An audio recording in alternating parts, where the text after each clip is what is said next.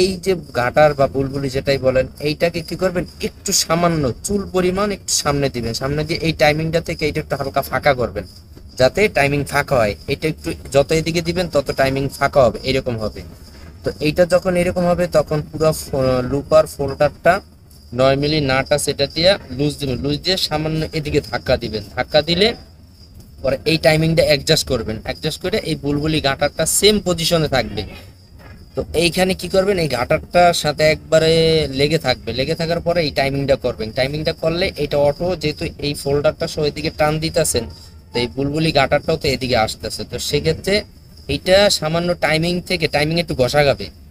যেহেতু পুরো ফোল্ডারটা এদিকে আনছেন, তো সেক্ষেত্রে টাইমিংটা একটু ঘষা খাবে। তো ঘষা গেলে তখন এই গাটারটা সামান্য একটু এদিকে দিবেন, নিডেল দাবার সময় সামান্য পরিমাণে একটু বাঁকা হবে, বাঁকা হইলে কোনো সমস্যা নাই, যেহেতু এই গাটার আছে কোনো সমস্যা